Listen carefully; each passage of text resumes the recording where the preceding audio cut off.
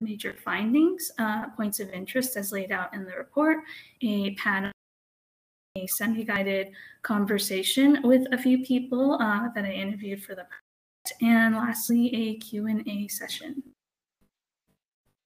All right, so to begin, why this project? It started out actually with a question about whether and how lived experiences impact advocacy. But as I started talking to more people, the list of actually began expanding to include questions that people actually posed, including why does knowing the answer to this question matter? How should the answers to this question impact the way that people do asset building work, and maybe even the agenda itself? And what are the community strengths? What could the community be doing better? And also, what do people want from a project like this? So my personal experience in this project is actually detailed in a letter at the beginning of the report, but to summarize, I've always been what I would call a public interest problem solver, and I've spent the last years developing policy analysis and social science research skills in service of community. But in the last several years, I've come to realize that effective change can't happen without stories. And that's something that I'll elaborate on more at the end of the presentation before the panel. So how did I go about trying to answer this question? Throughout the period between September 2021 and June 2022, I developed a survey that was sent out to CABC's network, which yielded 50 responses in total, so about 10% of the network. I also ended up doing some semi-structured long-form interviews with about 51 people, including people within CABC's network and also people outside of the network that the members referred me to. And in total, about 80% of the interviewees ended up being CABC members, while about 20% were referrals. So there were about at least 22 people who both answered the survey and who completed an interview with me. So overall, approximately 79 people participated in this project. All right, so moving on to findings from the interviews, or findings in general. So who are we? In general, I think it's boring and not very effective to have people talk statistics at me, because those statistics are better represented visually. So I am going to let you peruse that section of the report at your own leisure, while just highlighting some key points here today in the next few slides. All right, so please note that only some of the graphs that were produced using the survey data might be speaking about information that might not be visually represented on a slide. According to the survey, about 84% of people identify as a person of color, with almost a third identifying as Latinx, 26% identifying as Asian or Asian American Pacific Islander, and 18% identifying as Black. And this is speaking specifically to the survey data. So 1/5 of people were born outside of the US. Over 2/3 of people identify as cisgender women, while 1/5 identify as cisgender men, and 6% each identify as cisgender non-binary or transgender. Most people have experienced discrimination due to their perceived race or ethnicity, immigration status, or gender or sexual orientation. Almost half of people have spent more than 8 years in the asset building field, while just over a quarter are new to the field with 3 or less years of experience. All right, so how are we doing economically? Most people, like the communities they serve, seem to be struggling. Over 70% of people make more than the median income in their county. About 80% work 40 or more hours a week, with 40% working more than 40 hours a week, and almost a quarter of people working more than one job. At the same time, almost 2/3 of people are renters, or almost 2/3 of people are renters, and half of people spend more than 30% of their income on housing or are rent burdened. Meanwhile, over 3/4 of people have or have had student debt. All right, so where do people work and what kind of work do they do? In terms of the geography served, more than 1/3 of people work for organizations that serve communities that are spread across the state, while almost 1/4 of people work that serve the Bay Area or Southern California, so 1/4 to each Bay Area or Southern California, and 6% worked for organizations serving Central California, with a total of 12% of organizations serving inland communities, so just over 1/10.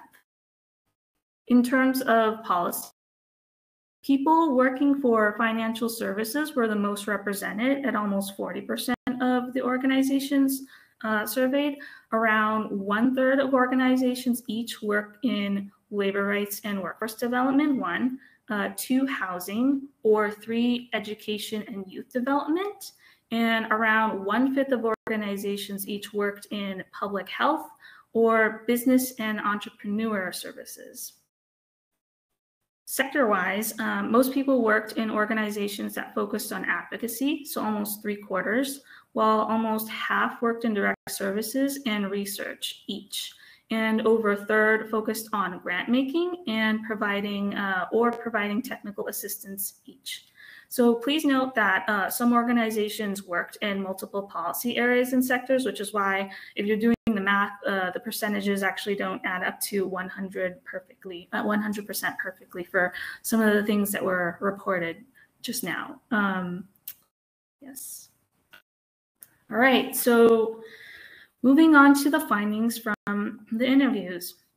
Why do people do the work? So maybe unsurprisingly, many people were motivated to undertake asset building work because of their own experiences of marginalization, which include experiences of medical racism, being un- or underbanked, falling victim to predatory lending, and the list goes on and on. A subset of these people actually also talked about pursuing asset building work and educational and professional opportunities that actually because they wanted to understand the causes of their own experiences of marginalization. So they experienced these injustices early on in their lives, but really didn't understand why or how these things could be happening to them at the time. So for example, one person actually talked about becoming an educator and an entrepreneur because of his experience of watching his parents, who were immigrants, struggle to get the resources they needed to finance their small business ideas.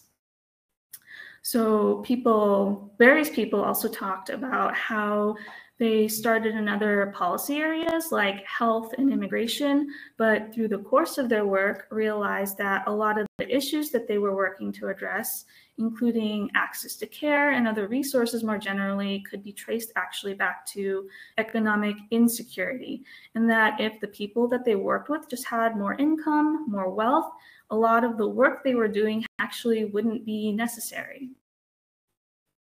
And lastly, many people just wanted to work more closely with their service communities. And this includes 2 categories of people including those who might not have shared any lived experiences with their service communities, who generally felt obligated to use their time and their skills to serve community nonetheless, and people who felt very removed from their service communities and their jobs, usually in the research and the policy advocacy space, and who just wanted to transition into roles or organizations that might allow them to engage more directly with the people in their service communities, to see more immediate connections between their work and the impact on communities.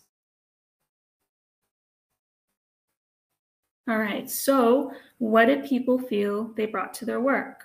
Many of the people with lived experiences of marginalization felt they were able to relate and respond to people on a more personal level in their work. And this was especially true for the people who worked in direct service, but also more generally in the policy advocacy space as well.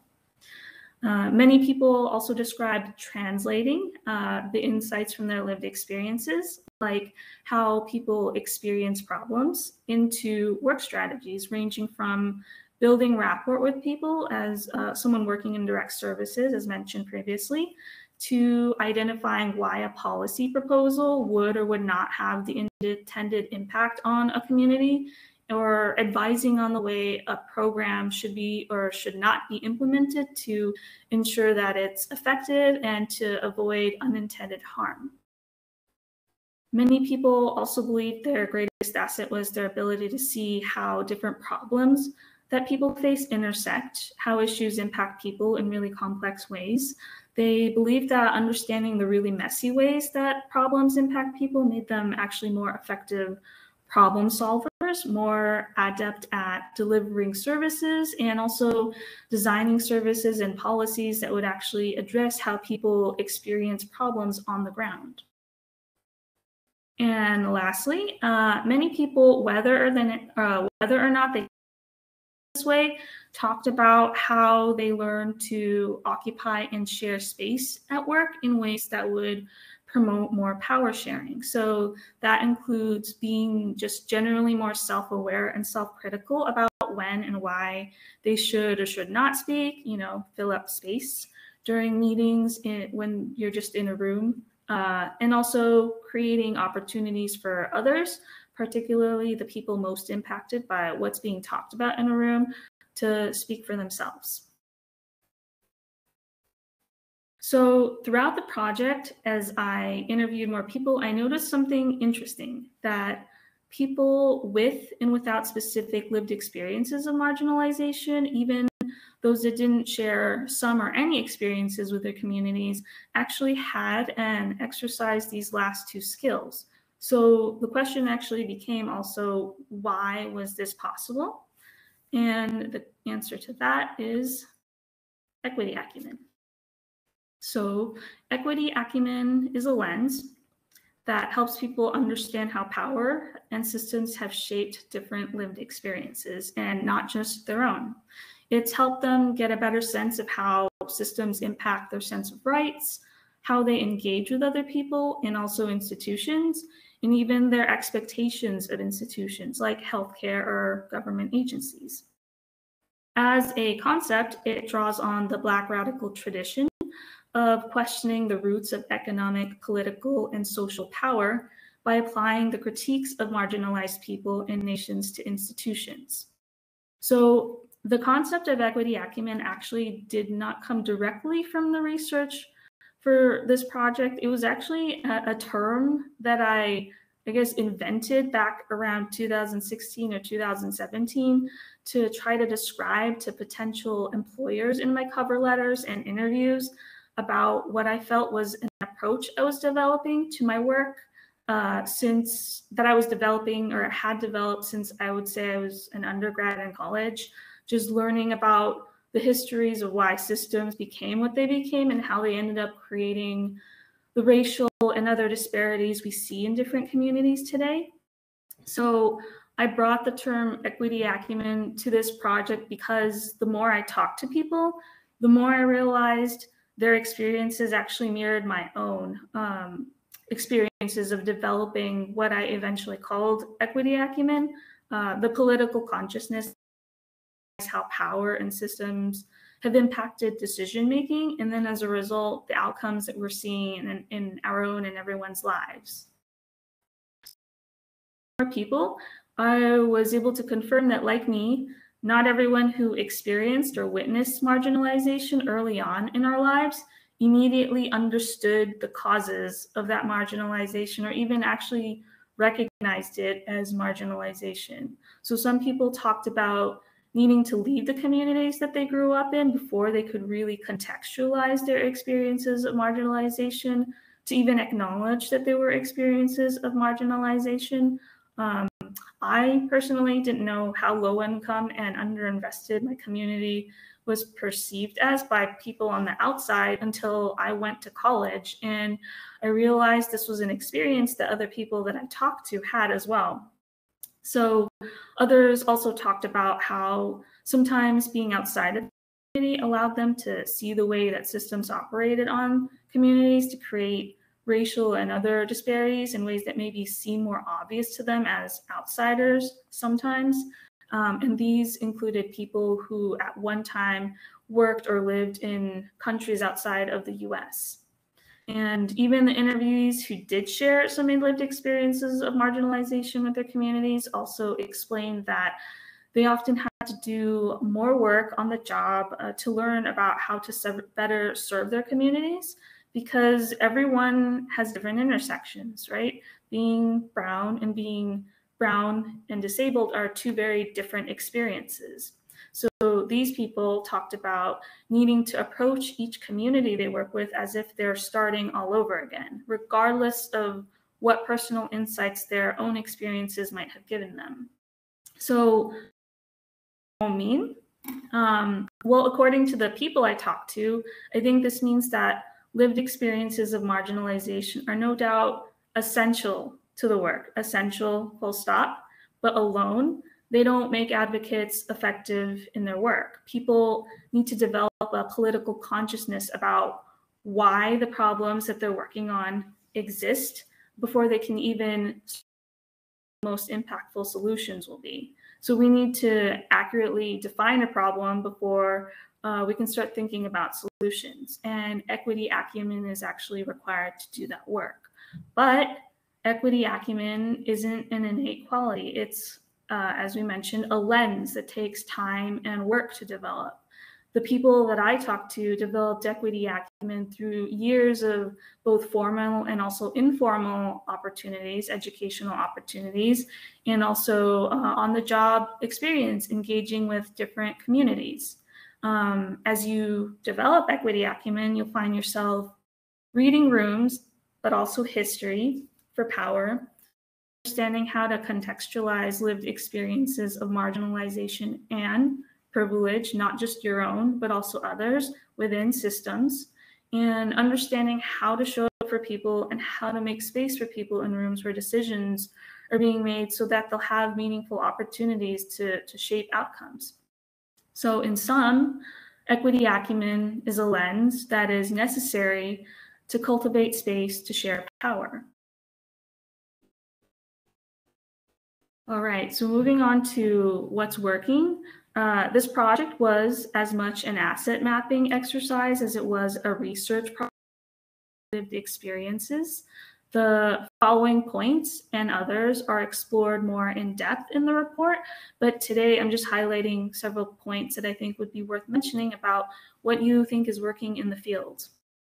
So many people talked about how they've seen people in the community collaborating together more effectively, just working across sectors and issues in the past several years. And in the advocacy space, that looks like more multi-issue and multi-stakeholder coalitions that have brought people who hadn't worked together previously in this way on issues like debt or predatory lending to actually successfully pass legislation. In the service provision space, that looked like service providers partnering with each other to fill service gaps and to build out multi-service interventions. For example, combining financial capability and guaranteed income or housing services.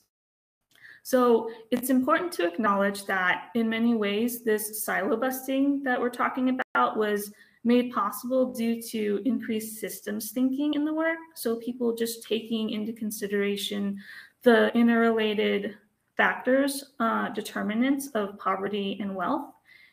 Systems thinking helped people see how problems intersect and to understand that solutions need to involve intersectional partnerships as a result. So people also talked about seeing an increased focus on personal narratives in the work. So advocates themselves sharing their own stories is now becoming a more common way for them to engage in the work. And some people felt that that has created more opportunities for people to actually talk more openly about race and equity in advocacy spaces, which is actually a big change since prior to the last couple of years, some people said that they were actually even booed out of rooms for trying to bring up race in conversations. All right. Some people also talked about how important it's been for them to develop policy priorities by actually looking to the issues that service providers are working on, since, as people noted, CBOs are actually the first responders in communities, something that was made all too apparent during the pandemic. For example, East LA Community Corporation developed a program to provide technical assistance to primarily Latinx immigrant street vendors in LA, and the program actually eventually led to successful policy campaigns locally and also in the state to decriminalize street vending. Lastly, many people talked about how one of the silver linings of the crises in the past several years actually had more opportunities to innovate. And that's because institutions were forced to respond to the stark racial wealth and health gaps that were actually made so much more apparent by the pandemic and also the racial reckoning in the aftermath of George Floyd's murder. And this meant that rules were thrown out, or at least temporarily, so that organizations could deliver critical services more effectively. And in other cases, it meant that organizations were compelled by what was happening to double down on their focus and expedite their timelines for racial equity work. At the same time, some people noted that this window of opportunity for innovation would likely close, and that things would probably go back to the way that they were, with funders reluctant to finance equity and anti-racist work because funders tend to be risk averse and want to fund proven models, which ironically creates a situation where people are expected to innovate, but without the time or any of the resources necessary to innovate. All right, so people definitely had a lot to say about what was working, but they also had things to say about what needs to change for them to do their work more effectively. So in the report, these recommendations are divided up by sector, but again, in the interest of time, I'm just going to be highlighting some of them here.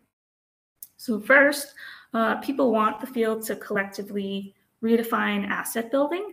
So many of the people believe that debt relief needs to be more central to the policy agenda, given that most of the communities that they serve are saddled with debt and often can't meet basic needs, let alone save. They believe that we need to broaden the definition of asset building to encompass the upstream needs that need to be met for people to build wealth, which includes health, having a healthy environment to live in, access to education, among other things, which also serves the purpose of encouraging coalition building by helping more advocates identify how their work supports asset building, and also helping them identify potential allies who might be able to support their work. At present, a lot of people who do asset building work might not actually consider what they do to be asset building, and this was actually true for at least a handful of people that I interviewed. Moreover, people want asset building work to build on how communities of color actually organize their lives, so including pooling and distributing risk and wealth in extended family and community networks, instead of focusing primarily on individual asset building. All right, so changing what and who we ask when we evaluate impact. So a lot of what organizations measure is actually dictated by the institutions that they get their money from, which means that what they monitor ends up looking more like an inventory of services often than an actual evaluation of what has or has not changed as a result of work being done. Many people felt that in order for the field to actually begin answering questions or answering the question, are people better off as a result of what we're doing? We need to change the kinds of questions we ask and also who we ask those questions to. Means actually creating more opportunities for communities themselves to self-define what a good outcome looks and feels like, and then to start evaluations from there, which definitely is a radical departure from the way that impact evaluations are currently being done.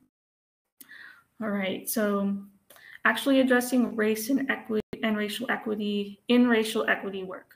So many people talked about how all too often organizations often claim to center racial equity in their work without explicitly talking about race. And in practice, this means that one, racial equity has been co-opted in some cases by organizations that want credit for doing the work without actually having to critically engage with race. Two, that there might be people leading racial equity work who never actually talk about racism. And three, that we have a policy agenda that claims to center or claims to close the racial wealth gap, but is actually centered on white experiences of poverty. All right, next, sharing the labor of equity work. So many institutions actually saddle the few marginalized people in their ranks with the bulk of the emotional and intellectual labor of DEI work. So various people actually talked about the burden of being the only one in the room in their organizations, and how because they were often only the only POC and or women, they were pushed into this unwanted position of being the sole representative for entire identity groups and to defend what they felt were necessary directions in the work that they wanted to advocate for against a sometimes resistant majority who were often not as informed about the issues at stake, but who nonetheless had all the decision-making power. Right, treating lived experiences with care and accountability. So as was mentioned in the last section, it's now more common for personal narratives to be part of this work, but even now, as lived experiences has become a more valued commodity in the work, that it's possible that they're still not being treated with the appropriate care even by those who claim to want to center them in their work. And this is happening in at least a couple ways. So first, co-option. Institutions can and do co-opt lived experiences to reinforce the existing ways of thinking about problems that guide their work. And that includes a race-blind analyses of problems and or policy agendas that maybe don't center intersectional experiences of marginalization. So it is important for us to collectively define what centering lived experiences means and what fulfilling a commitment to center lived experiences actually looks like on the ground. Second, I guess what could be called maybe more internal exploitation of lived experiences. There's a difference between feeling able to share your story as well as and feeling compelled to share your story. At times, it's possible for people to feel like they're expected to perform their identities or that they need to expose their own traumas to prove that they're qualified to do the work, or even that their stories are a resource that employers might feel entitled to use to further the organization's mission. So we need to develop norms and codes of conduct around sharing and receiving stories of lived experiences so that people feel safe and also empowered to tell their stories on their own terms. All right, these last two are related to funding. So people want funders to diversify their network of grantees. So people talked about how funding seems to be concentrated toward larger, often more prominent organizations, and also the same types of work and populations. So they also talked about how funding structures might actually be discouraging collaboration in the community, which makes sense since many organizations operate primarily on grant funding. And when funding is directed to the same types of work and populations or just certain things, that creates a scarcity mindset that impacts the way people pursue the work and how or whether they even choose to work with each other. In practice, this has actually resulted in some organizations effectively monopolizing funding by pursuing grants for work that might be outside of the scope of their mission, while also causing smaller organizations that might be more closely embedded in their communities to miss out on much needed funding to support their work. And lastly, people wanted funding to bring grantees and communities in the grant-making process. So people just want this process to be more participatory, since grants are often designed in ways that actually don't allow organizations to secure funding for work that they need or to use funds effectively once they've been awarded to them.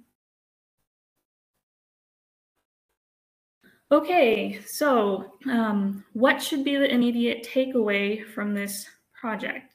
So there are a lot of takeaways, and I hope you'll read and revisit the report to consider some of them, but there are two primary points that I hope people will reflect on after today.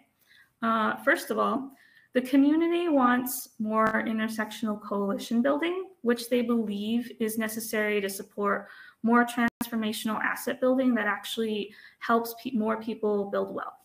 But that actually requires all of us in our respective fields, in our respective corners of the field anyway, to have an understanding of how different issues intersect and impact different communities.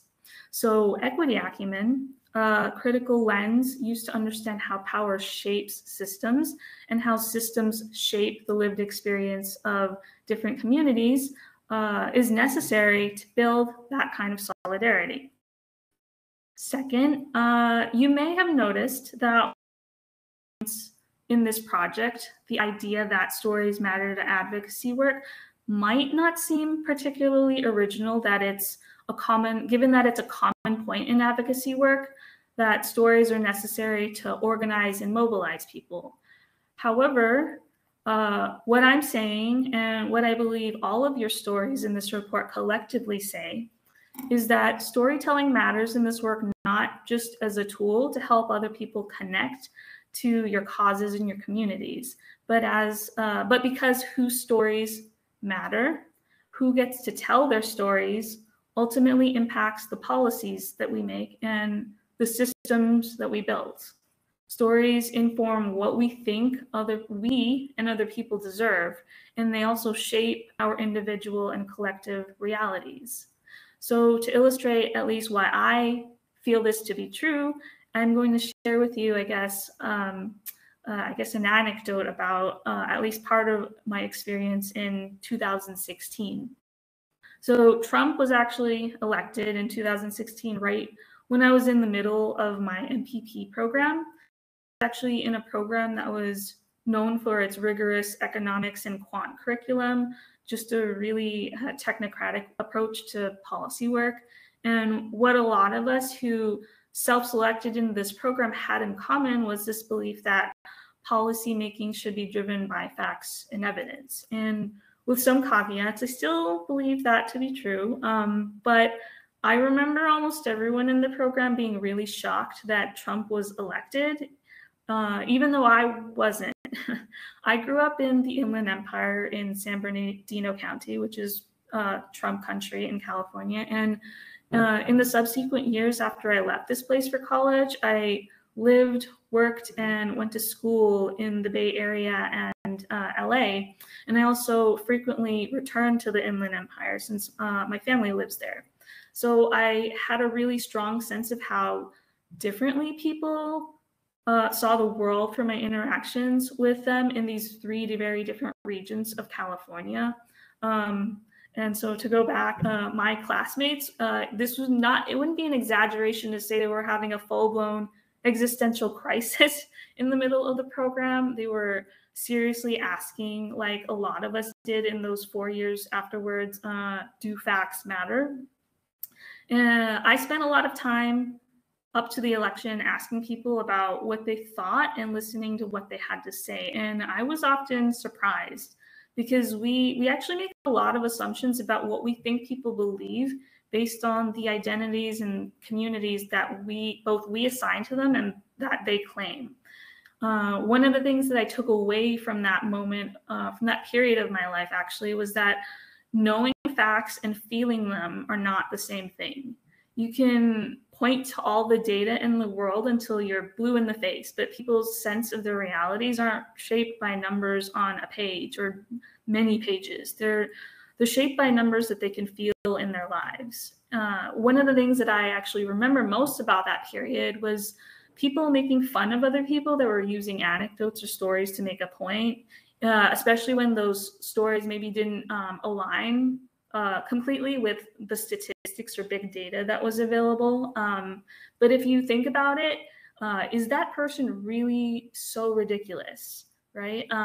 They might be wrong, and in fact, they often were wrong, but and also it's important to note motivated by self-interest and bigotry in some cases, and that's important to call out and acknowledge.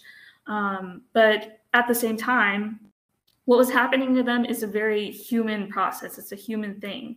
A story can feel more real to people than a dozen fact sheets because they experience it firsthand or hear about it from people they know and trust. And we live in a world where too many stories have been omitted from our histories for people to have an accurate understanding of how we got to where we are, with systems and actually, in fact, sometimes actively harm us and our communities. And that's why for change to happen, people need to be able to feel facts. And I think that's where stories and narrative change work come in.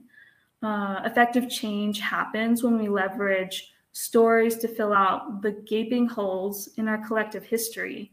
The systems that we live in now were built in large part by excluding a lot of stories, primarily the stories of the people who were and are still marginalized, that tell us how we got to where we are, why some people have so much more and why some people have so much less.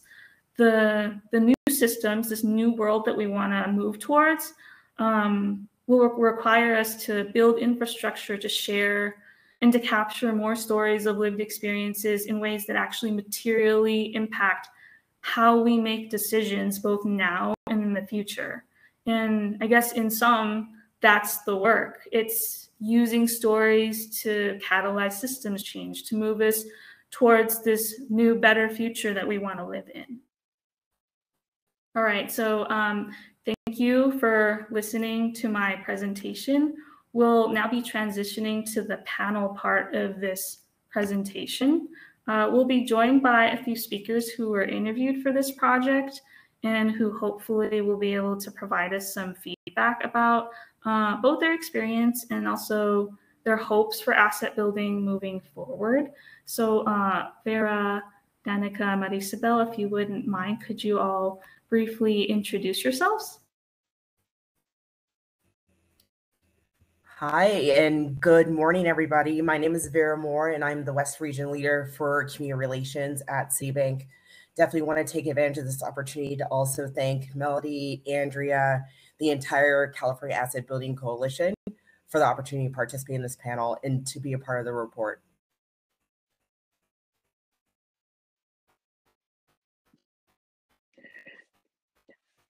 Okay, well, I'm Danica Deller. I'm the Executive Director of the Women's Achievement Network and Development Alliance. It's better known as WANDA. And yes, Melody, thank you for this opportunity. I've been really enjoying your presentation, and I'm really excited to hear my other panelists and some of their experiences. Hi, good morning, everyone. Marisabel Torres, Vice President, Community Engagement with JPMorgan Chase for Northern California. When I participated in the interview, I was the California Policy Director for the Center for Responsible Lending. So it's nice to be amongst many friends and advocates again in this space. Looking forward to the conversation. All right, thanks everyone for joining us today. So this panel will consist of a semi-structured conversation guided by some questions. We may get to all or only some of them, depending on how chatty everyone is feeling today. Attendees are welcome to follow along and to react to the conversation in the chat, but all questions, if they haven't already been answered in some way, by the time the discussion is over, will be answered in the Q&A session at the end of this panel. All right, so we can do this maybe round robin style. I don't like as you recall during the interviews, I don't like creating or imposing too much structure in conversations because I just want them to develop the way that they do. So we do have a set of questions, and we can maybe like take turns. And if natural conversation sort of emerges from that, we'll follow that down a rabbit hole if need be. Okay. All right. So I guess the first set of questions are really focused on your experiences of the interview. So I guess I was personally very curious, mainly because of my reflecting on my experiences talking to people and how those conversations changed as I moved from the beginning to the end. What were your expectations going into the interview, first of all, and then how does that compare with maybe how you felt and what you thought about after we talked? And so you guys can choose who goes and sort of sort amongst yourself who wants to go first and so forth. Well, I'll volunteer. I thought it was, I didn't have a full understanding of what to expect. I was really, I thought it was going to be a lot more focused on the work of the organization. So for me, it was a little, I had this vulnerability moment where I had to share the story of what I dealt with growing up. But it kind of opened the floodgates, which, when we talk about being raised in poverty or dealing with that, there's, I think, still a lot of stigma. So I actually wanted to thank you because it's really given me power to the story that I didn't really have before. It was more like, oh yeah, I had this background, but now I'm like, yeah, let me tell you what's going on and my thoughts.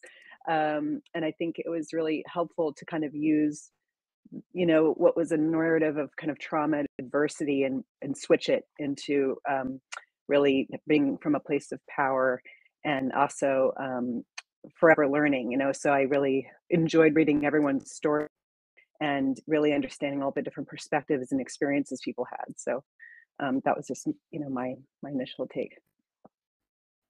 Thank you.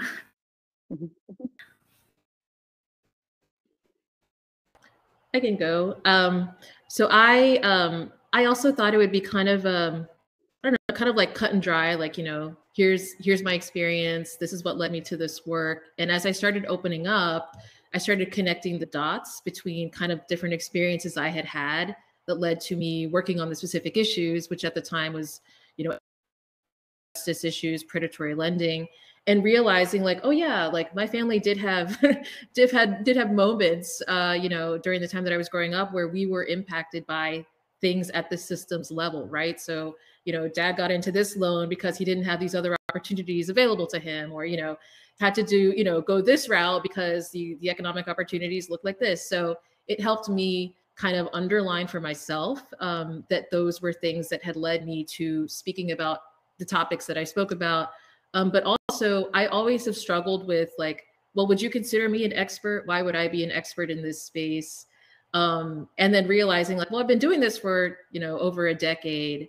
And also this is the time when I can step back and maybe help other folks who are newer into the field, find their voices or give them space if it's a stage that I have access to. So it like unleashed all of these things. And I think I told you, it felt like therapy when I was telling the story.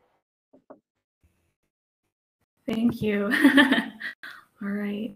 Yeah, definitely want to double down there. It was very therapeutic and very similar to a therapy session.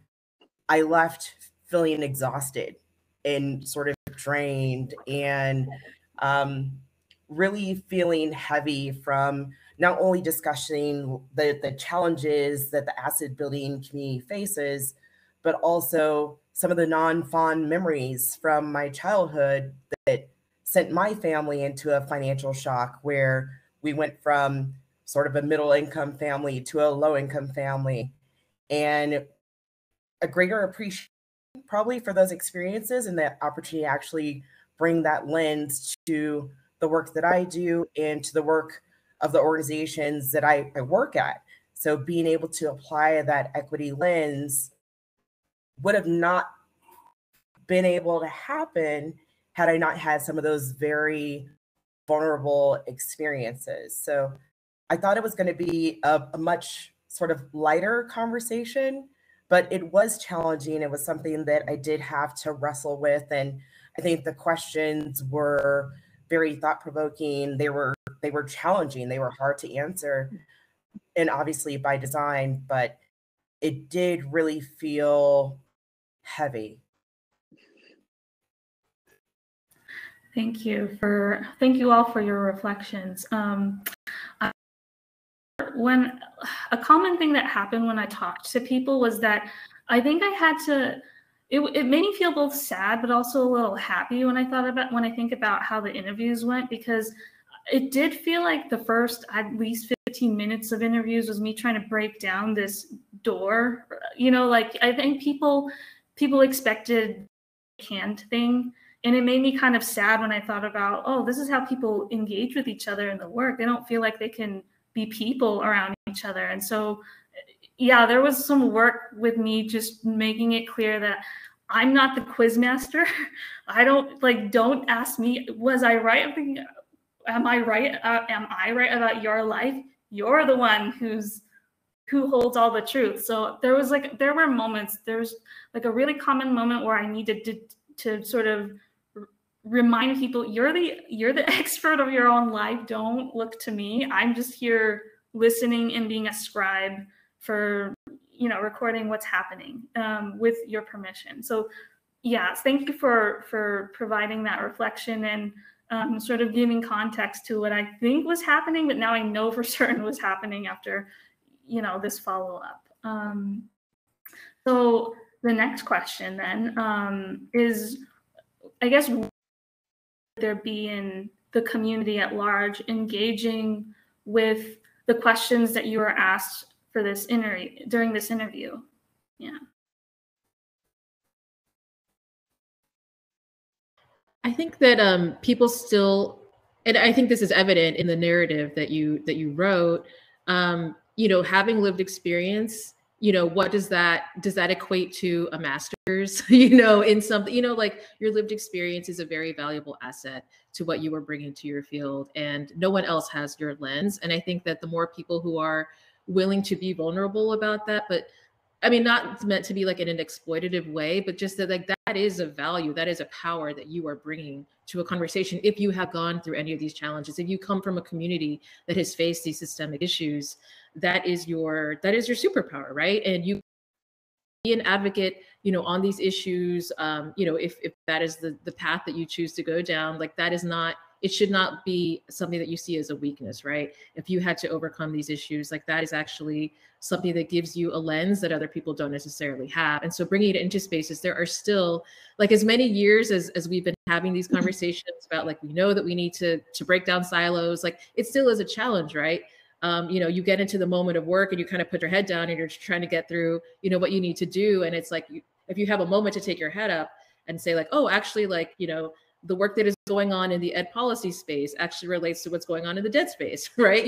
So when we actually have the time to kind of breathe and make those connections, like that's really valuable. And so, bringing your authentic experiences to these policy conversations and not being intimidated because maybe someone else doesn't have your background, but they've got a lot of academic credentials, like that doesn't make them more worthy of being in a room or a space where we're trying to find solutions than you are. So I hope that is a takeaway, that more people just see that, like, this is lived experience is 100% an asset to these conversations. And it is actually necessary when we are talking about solutions at the systems level. You need people who have those experiences to be in the room and to be providing, those ideas. Thank you. I think engagement in these questions really is another opportunity for crowdsourcing solutions. So the questions were meant to engage in deep conversations around deeply rooted issues. And this would be another opportunity for us to actually identify some of the gaps in the systems, identify some of the solutions in the systems, which in some cases there are many opportunities for low-hanging fruit. Not all of these challenges are these sort of thorny adaptive challenges. Some of them are actually quite technical, and the conversation in these questions could lead to those answers. Thank you. This was well stated. I think there's a lot of power in peer learning. And, with our organization, we really support sharing those voices. And I think people are forever learners. So again, we agree working in silos is challenging, especially in this space. So really understanding what everyone else is doing, their approaches, and how we can work together to integrate our solutions better, and then advocate at mass, right, to get the support and investments we need to really further the work is really important. All right, thank you all. So this last question relating to your experiences of the interview is something that I always really like to ask people. What questions, if you had any, would you have wanted to ask if you were the one actually doing the interviews? So I'll say I probably didn't have any additional questions I would want to ask.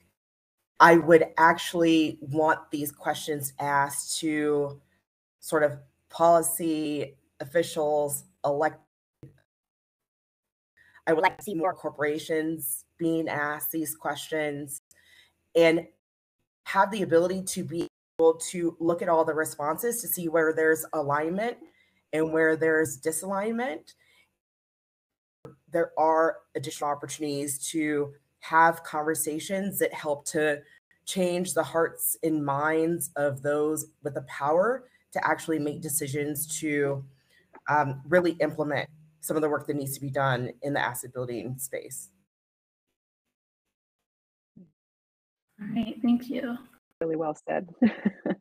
Yeah, I always also follow up, and then who do you have at the table making your decisions if you're in a place of power, and how are you bringing them to that decision making space, and keeping people accountable to that.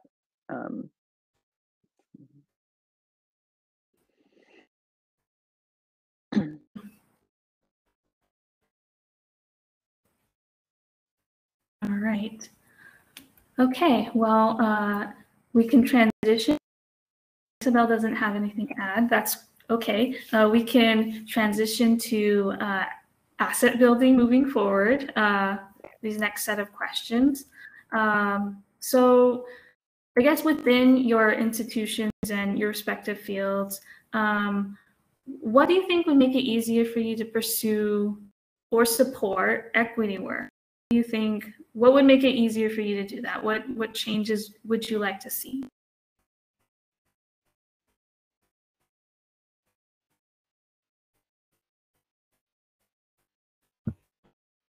Well, so speaking with the hat of a nonprofit and an advocacy hat, which is what I was, where I was when I participated in the interviews. I would say that something that came up when you were talking about some of the findings is that not everyone maybe who is doing the work of asset building necessarily sees themselves as doing that. And so I think when we have more conversations, when we're able to kind of make those linkages to, if you are helping, if you're a direct service provider, you might not necessarily see yourself as squarely in an asset building policy space or an advocacy space, but you have that knowledge, you have that data, you understand firsthand what people are going through. That is incredibly important to the asset building conversation. So I think that, and that's something that, I think we've been grappling with for as long as I've been doing the work. Do people who are doing this work necessarily see themselves as part of that conversation? So I think that the more that we can have those conversations, bringing more people to the table is going to be really helpful just to the field overall. And I think also having, people who are really, and, I hate to say like I'm sounding like some old person, but like the younger generation that is coming in, people who are really unafraid and very unapologetic about like, hey, this is my authentic self. This is my lived experience. This is what I'm bringing to this conversation. I know that my voice matters. Regardless of how long I've been doing this work or what my background is. I think that only helps strengthen the richness of the conversations that are taking place. And so I think that is maybe just like a generational shift, right? And so I think that's really exciting to know that there are people who are very passionate about what they're doing and who are, again, unapologetic about the solutions that they're asking for. Thank you.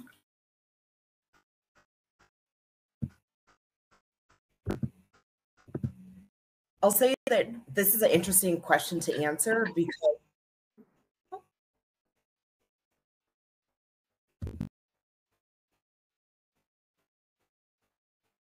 I'll say that this is an interesting question to answer because I think it's really the work of advocacy organizations and nonprofit organizations that has actually made it easier for philanthropy, for corporations to do some more support around equity work, apply more of an equity lens to the work. I'll also say, and I'll mention this being in the report, that this call for racial reckoning and the untimely murder of George Floyd also helped a lot of corporations be able to accelerate their racial equity work. And I remember being in a space, for instance, at a place where we weren't allowed to use the words race or racism publicly. Now I work at an institution that says publicly that it aims to be an anti-racist institution and that it hopes to move the financial services field to be an anti-racist. So I think that's one of the huge sort of jumps, and that wouldn't have been made possible if it wasn't for advocacy. I'll say now, even the way that we look at grant proposals or funding opportunities, equity is one of the considerations that's taken into account when decisions are made around funding. Now, there's still definitely a lot of work that needs to be done, but I think that's a step in the right direction. And it really has made an opportunity for organizations that wouldn't necessarily have a chance to access the portfolio to be given a shot. So when we're looking at things such as to the degree an organization is proactively advancing equity, so whether or not it's through their hiring practices, their board composition, their procurement practices, their programming, it makes a difference, especially for some of the smaller, more grassroots organizations that maybe in the past access the portfolio. All right, thank you.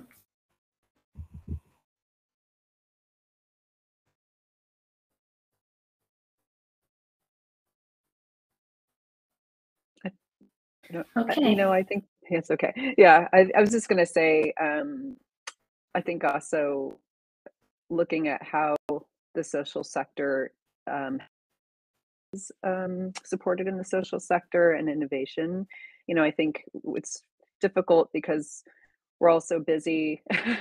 We have, our blinders on a lot of the time, and I think there's a lot of room to really nurture and build collaborations and fund those.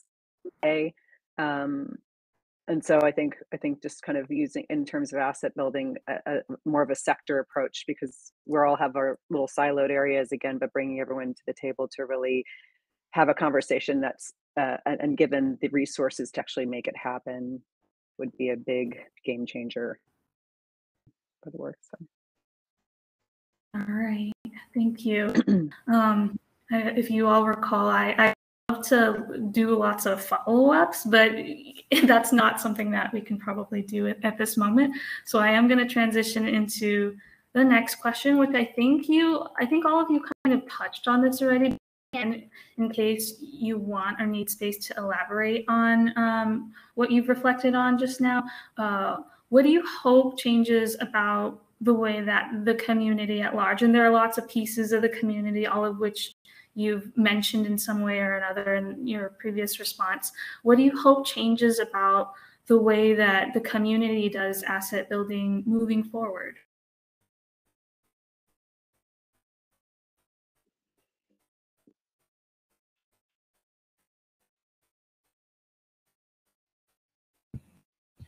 I'll say better coordination of services for asset building and folks who need access to supports, be funding community, I'd like to say greater transparency in funding. I'm really proud to work at an institution that actually publicly guidelines online. I would also say more trust-based philanthropy, where the sort of initial assumption is that an organization knows what it needs, and it does not need to be dictated what it needs to serve the communities that it specializes in serving. I would also like to see more sort of from philanthropy. So actually sticking with some of these issue areas for a longer period of time, longer term grants being made that actually enable nonprofits to truly, in some cases, grow and develop a program. Because I don't think this sort of 1 to 2 year funding cycle works. 100% underline everything that Vera said. But I think also the sustainability of funding, you know, as we've mentioned, the timing of the George Floyd murder obviously gave a push to a lot of organizations to get into this space on the funding side. So what does that look like in 3 more years, right? Or is there a timeline that I mean, a lot of organizations were able to build up capacity to put more staff, you know, in the organizations as a result of some of this influx of funding. So what does that look like long term? You know, we want to make sure that there is a sustainability for the organizations that are doing work that is centered around racial justice, around racial and economic justice. So I hope that it is a sustained system and it is not going to leave folks, you know, with a fiscal cliff that they're going to be looking down if, you know, something else comes up that people see as being very important to that would detract money from that. So that is something that I'm hopeful is not going to be the case, that having to make those types of choices for with organizations.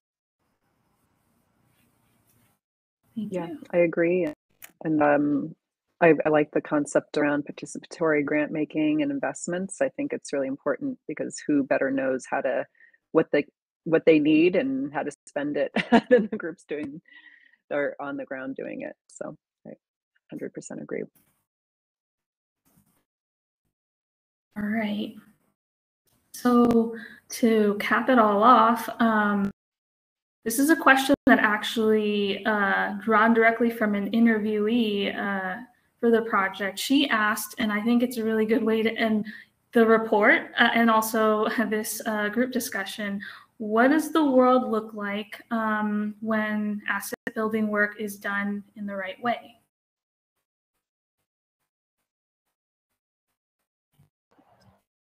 I always go back to something that I heard when I first started working in nonprofits, which was that the work of a nonprofit is to put itself out of business. So when you think about why a lot of direct service organizations exist, sometimes it is the absence of policy that has made them necessary, right? Or gaps in policy that have made them necessary. So when the systems are all working, does that mean that we have equity? Does that mean that we are able to have systems that are actually addressing people's needs so that, you know, a lot of direct service providers, their jobs are much easier? I think so. But also it looks when things are working well, we're able to hold policymakers accountable, right? So I think it's very easy to find a champion for one issue and to think like, hey, this is our person, they're going to see this through. And then like we have to make concessions along the way. So then we have to come back. I mean, like the whole advocacy process, hopefully when systems are working, is also much easier on advocates who are doing the emotional labor, who are doing the actual everyday labor. You know, I mean, there's so many things that fall on the shoulders of someone who is doing direct service plus advocacy, you know, trying to be a champion for their community. When everything is working, I think that is hopefully that load gets lighter. And there are not as many policy gaps that necessitate, you know, so many of the organizations that are existing because those gaps. I don't know. That's something that I've always kind of come back to. Like, would we be able to put ourselves out of business eventually? I guess we should hope that we can. Thank you. Yeah, I would agree with that, and making it more accessible and less bureaucratic. I think, less obstacles to be able to get what's needed. Of course, we'd all like a space where we're not needed, but until then, I think overcoming a lot of those unnecessary bureaucratic, um, areas of blockage would be really helpful. I think it could. Oh, I think it would look like communities that have access to liquid assets. So we know, for instance, that most families, especially low-income families, don't have $500 in emergency savings, which could be the difference between being able to get a tire repaired and to make it to your employment or not, and actually losing that job because you're unable to get that tire repaired could be a huge financial shock to a family. So I think a world where everyone has an emergency savings, they have access to liquid assets. There are not policies such as benefits cliffs or asset tests which prevent people from who want to have access to work and to be gainfully employed and to have an opportunity to have a livable wage. But they won't have to also deal with the fear of losing access to resources and supports that they also need. I think that also looks like their lifelong requirement of financial education. So I can think back to so many poor financial decisions I made because I just didn't know what I didn't know. And as folks are proceeding with life, having access to resources that meet them where they're at in terms of what their financial life is now. So whether or not they want to learn about all the things that people think about, financing their child's education, purchasing a home, starting a business, having ready access to those resources and support, I think would be an example of a world where things are. All right. Thank you all so much for agreeing to serve on this panel today and for following, which I guess I consider this a part of collective interview. So I guess now will be the Q&A portion of this session. And so I guess we'll be looking at the chat box to see what people have asked. All right. Okay, so this one is by Andrea. How do we keep the momentum of the last few years since the early days of the pandemic and the police murders of George Floyd and others? Are we heading into normal again? And does this mean the window of creativity is closed?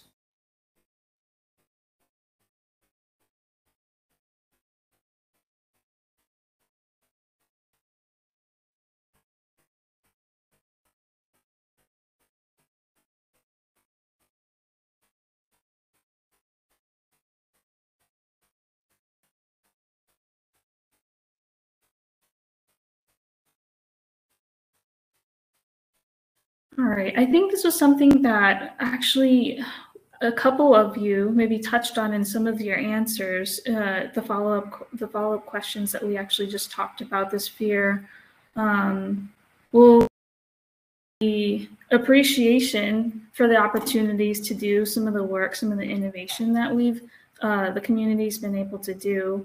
And again, this is a moment or a bandwagon that people have hopped on and might hop off when the next thing is. happens. So I guess in your respective fields, because I personally can't answer this question, being in the space that I'm in.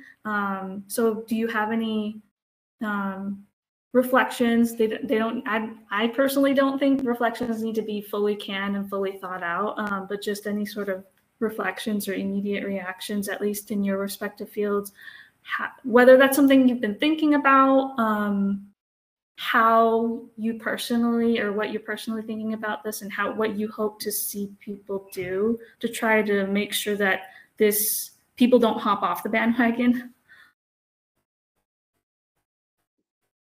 Well, I'll make a note, some of the women we serve, I'm seeing them, get into politics, get into these roles where they're on the side of making decisions. And I think that is going to help keep us accountable, and keep it real. So I'm hoping that will continue, and it's not as easy to move on to the next trend when you have people who are making those decisions on that side.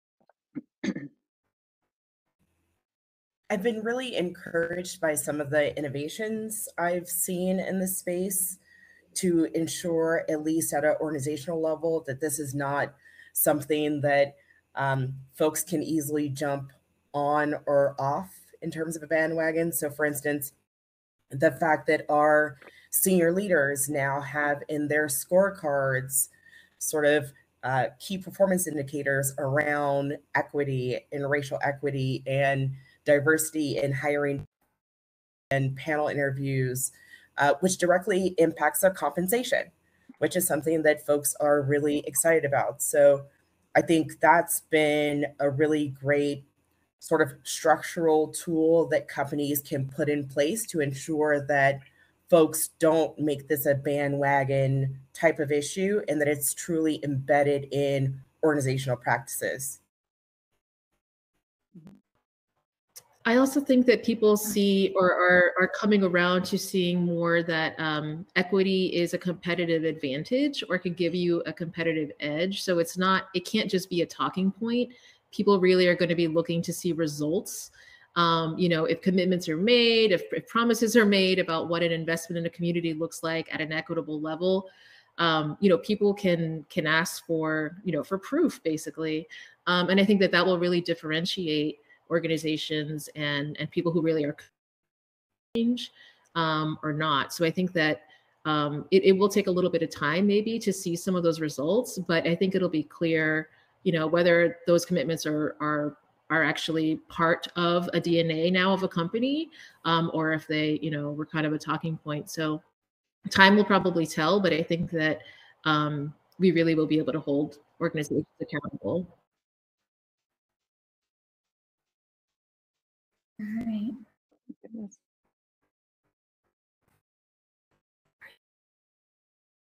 Oh.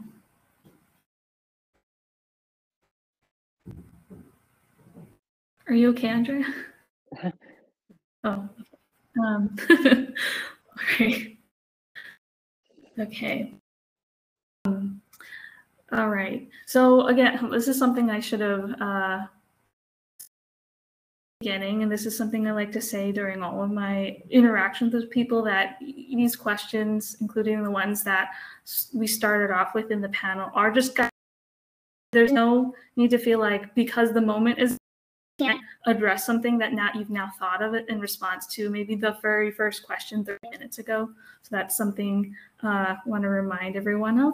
But to move on to the second question, how can CABC support people in our movement to engage in this reflection and adopting stronger support systems for everyone who has lived experience?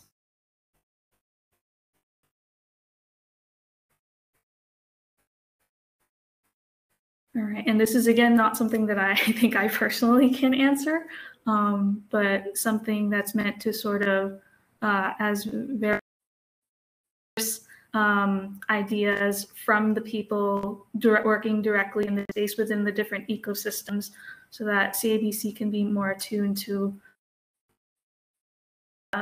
opportunities and other services and spaces that it creates.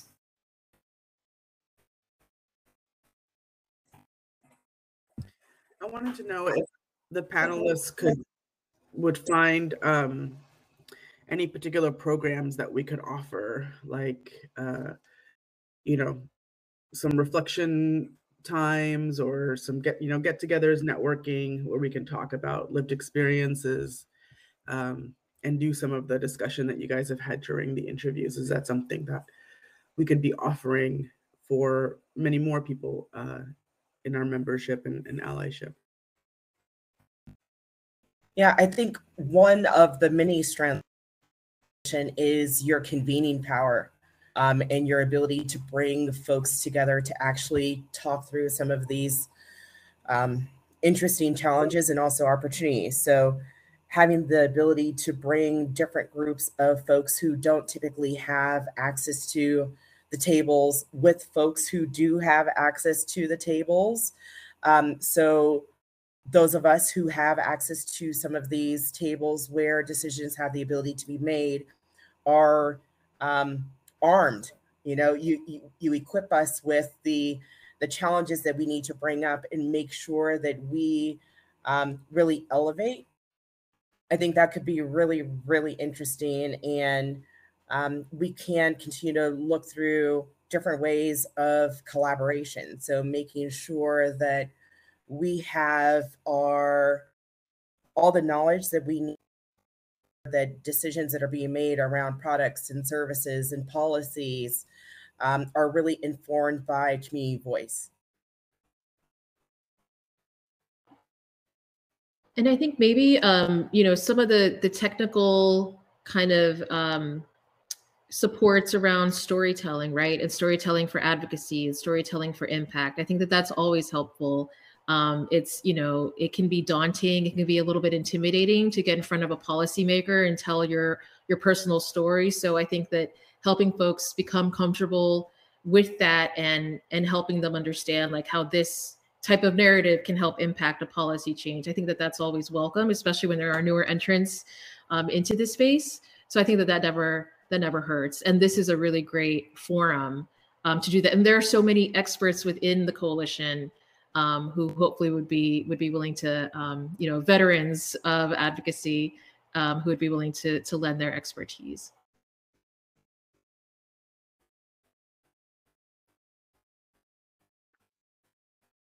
Thank you. So I actually have kind of a follow-up question, since now it seems like there's room to do that. Based on, I think, a couple things that a couple of you mentioned in response to the previous question. So this symposium is called The Power of Us, right? And then we did this survey who was actually in the network, at least so far. And it did look like from the 10% sample of the network that a good portion of the people seem to be vets in this space. And then just thinking about what Marisabel said about wanting to figure out a way to bring younger generation of change makers into this space. How do you think, and have them be part of the us that we're talking about? I guess, do any of you have some thoughts about what that might look like, how to integrate maybe a younger upcoming generation of change makers, advocates, people just work to sort of be involved in these conversations? One of the people I interviewed felt very adamant about, like, why aren't young people in this space? And so I hope this will satisfy her curiosity about that.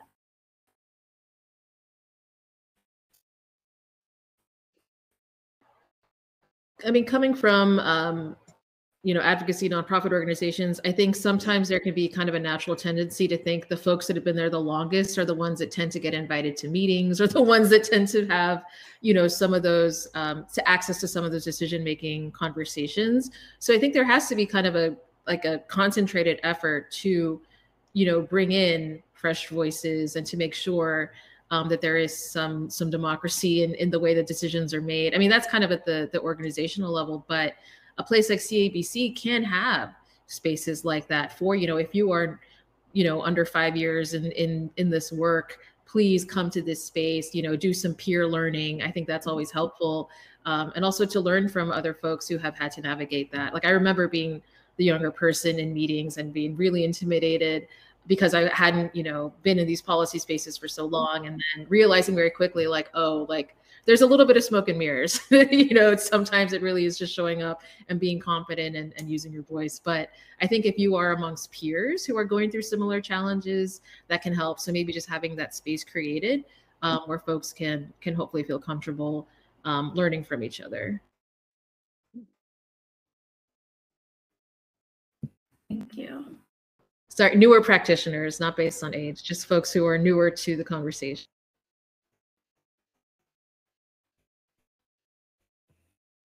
I would also add that I guess I feel differently. I feel like there are a lot of newer practitioners in this space, especially when I think about the fellowship programs that are available. So, and this is clearly not all of them, but I think about greenlining, I think about CRC, so the California Reinvestment Coalition, I think about nonprofit housing, I think about Coro. There are so many fellowship, Leader Spring in Oakland. There are so many organizations that have fellowship programs for newer practitioners.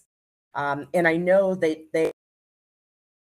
around curating different opportunities. So in some cases, they're going to Sacramento, they're going to DC, they're having the ability to get in front of policymakers and different decision makers. So I don't know if I actually agree with, or at least from my perspective, I see a lot of newer practitioners in the space. I think that they are, they're there and they're loud and they're vocal and they're bold and they're doing all the things that they need to do to be those advocates that truly do change systems. Thank you.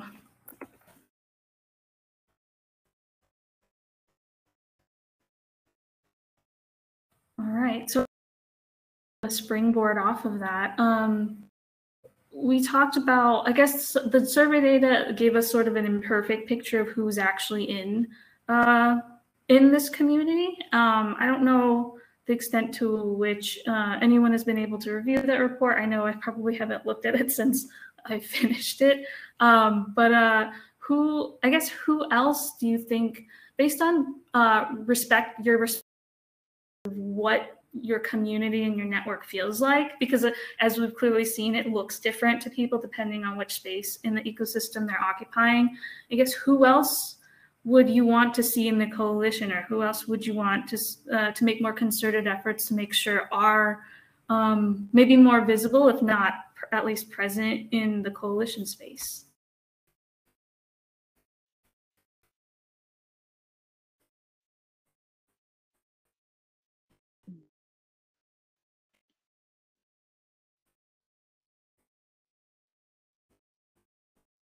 And also, this is something I should have said at the beginning. Questions are valid ways to answer questions. There's no clarification or just, it's a valid way to respond and to engage in conversation.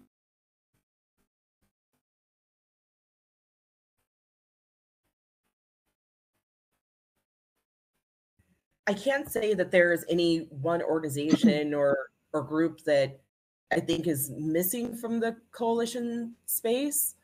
It's more so I would like to see more organizations actively engaging with their coalitions or becoming parts of or pieces to coalitions where there is this collective voice that's advocating for the same policy agenda, for instance. So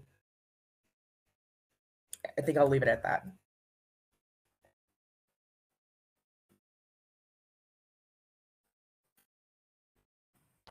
I mean, I think it's also, it's easy to have fatigue, I think, especially when you've been working on issues for a long time, and sometimes change does take a while. So I guess piggybacking a little bit off of what Vera said, making sure that there is engagement and that, that everyone does see the value in being part of the coalition and sharing their voice and their perspective, especially when it comes to informing a policy agenda, especially when there are actual legislative asks tied to that.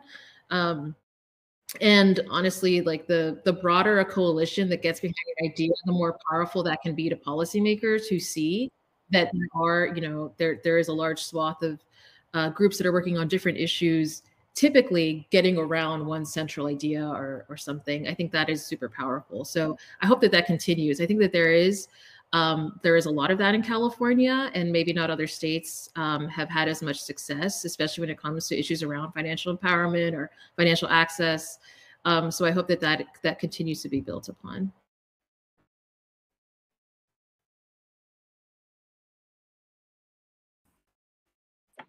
All right, thank you.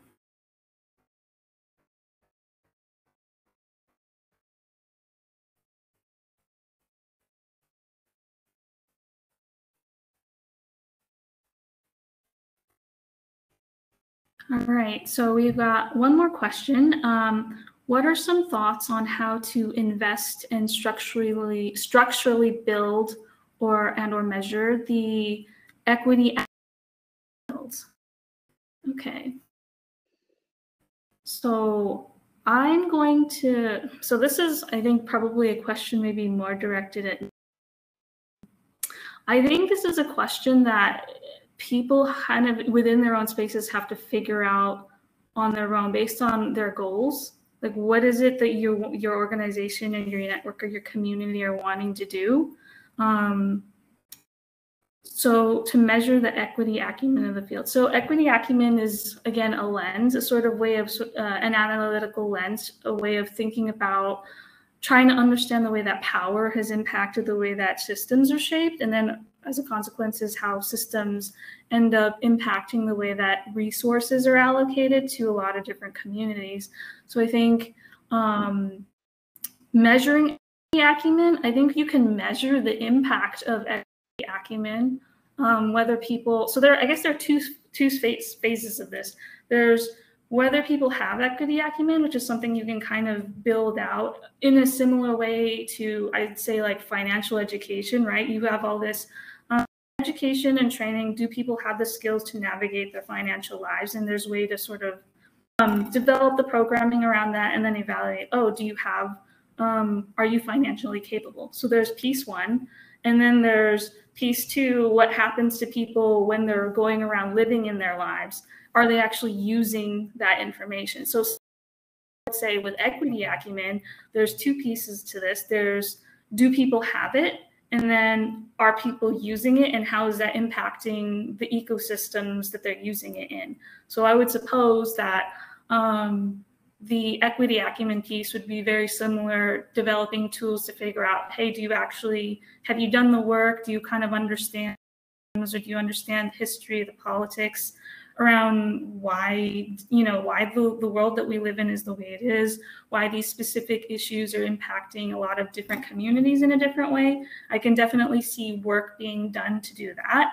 The latter part is difficult because I think that question is essentially a question of, are people doing the work in a way that helps their communities, which is a question that I think has been sort of around forever. It's, I think, the question that dominates a lot of our thoughts is what we're doing actually helping the community? Is it having the impacts that we want it to have on community, and are there impacts that we don't want on the community happening as well? So I think there's overlap in that second piece. And I think when you have equity acumen, and then when you're practicing equity acumen, that changes the way people do the work, and hopefully the way that people, your service communities, feel the work on the ground, but also hopefully as well the way that your team members feel about each other doing the work.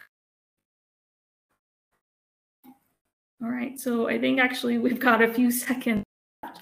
Just wanted to take the time to thank everyone. Thank you all so much for agreeing to spend some time here today to follow up on your experiences and to talk about your vision of the world moving forward, and to thank everyone who decided to show up to listen, to spend some more virtual time online, which has become a big ask after almost 3 years in a pandemic. All right, thank you so much. Everyone have a great afternoon. Thank you. Take care.